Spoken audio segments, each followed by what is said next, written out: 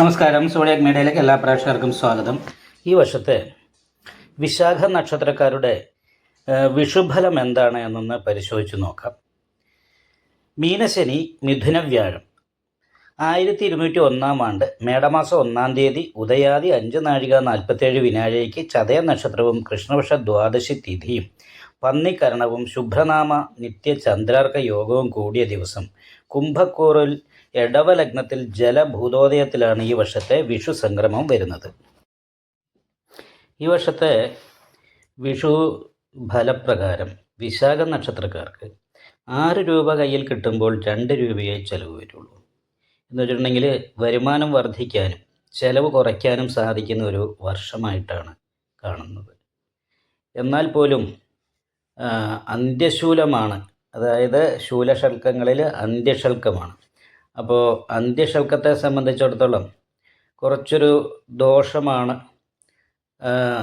അതായത് ആയുധഭയം, വിഷഭയം, അതായത് മൃഗാദികളിൽ നിന്നൊക്കെയുള്ള ഭയം, അഭക്ഷ്യമായ വസ്തുക്കളുള്ളിൽ ചെല്ലാൻ സാധ്യതയുണ്ട്. അതുപോലെ മുറിവ്, ചതവ് ഇങ്ങനെയുള്ള കാര്യങ്ങൾക്ക് യോഗമുണ്ട്. അതൊക്കെ ഒന്ന് പ്രത്യേകമായിട്ട് ശ്രദ്ധിക്കണം. അതുപോലെ തന്നെ രക്തവികാരങ്ങൾ കൊണ്ടുണ്ടാകുന്ന രോഗങ്ങൾ, അപ്പോൾ ഇങ്ങനെയുള്ള രോഗാവസ്ഥ കാര്യങ്ങൾക്കും യോഗമുണ്ട്. അപ്പോൾ അത് കാരണം കൊണ്ട് വളരെ ശ്രദ്ധിച്ച് മുന്നോട്ട് പോകേണ്ട ഒരു വർഷമാണ്. ഇപ്പോൾ വിശാഖ നക്ഷത്രക്കാരെ സംബന്ധിച്ച് ജൂൺ മാസം വരെ അഷ്ടമത്തിൽ വ്യാഴം സഞ്ചരിക്കുന്ന സമയമാണ്. അപ്പോൾ ദൈവാധീനം ഇത്തിരി കുറവാണ്. പക്ഷേ ജൂൺ മാസത്തിൽ ഭാഗ്യസ്ഥാനത്തേക്ക് വ്യാഴം വരുന്നത് കൊണ്ട് അതിനുശേഷം അങ്ങോട്ട് ഭാഗ്യവർദ്ധനവ് പോലെയുള്ള കാര്യങ്ങൾക്കൊക്കെ യോഗമുണ്ട്. പക്ഷേ 5-ാം ഭാവത്തിൽ നിൽക്കുന്ന ശനി മാനസികമായിട്ട് നിരാശ, അലസത ഇങ്ങനെയുള്ള കുറച്ച് പ്രശ്നങ്ങൾ ഉണ്ടാക്കാനായിട്ടുള്ള സാധ്യതയുണ്ട്.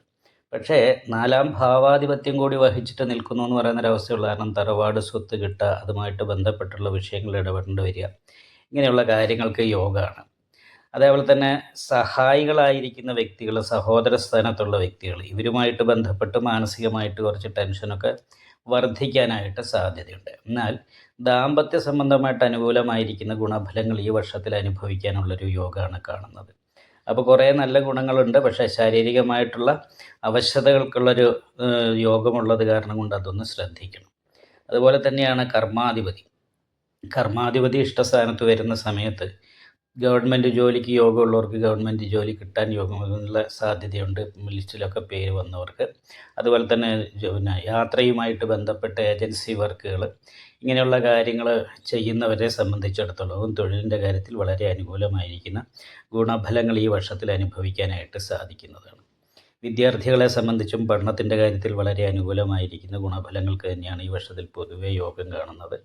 ചെലവ് നിയന്ത്രിക്കാനായിട്ട് സാധിക്കുകയും വരുമാനം വർദ്ധിപ്പിക്കാനായിട്ട് സാധിക്കുകയൊക്കെ ചെയ്യുന്നത് കൊണ്ട് തന്നെ അനുകൂലമായ നല്ല ഗുണമാണ് ഈ വർഷത്തിലെന്ന് തന്നെ കണക്കാക്കാം. നിങ്ങൾക്ക് ഈ വീഡിയോ ഇഷ്ടപ്പെട്ടാൽ ലൈക്ക് ചെയ്യുക, നിങ്ങളുടെ അഭിപ്രായങ്ങൾ കമൻറ്റ് ചെയ്യാം. ജ്യോതിഷവുമായി ബന്ധപ്പെട്ട കൂടുതൽ കാര്യങ്ങൾ അറിയാൻ ഈ ചാനൽ സബ്സ്ക്രൈബ് ചെയ്യുക. ഞങ്ങളുടെ ഓൺലൈൻ കൺസൾട്ടൻസി നമ്പർ താഴെ ഡിസ്ക്രിപ്ഷൻ ബോക്സിൽ കൊടുത്തിട്ടുണ്ട്. ആവശ്യമുള്ളവർക്ക് കോൺടാക്റ്റ് ചെയ്യാവുന്നതാണ്.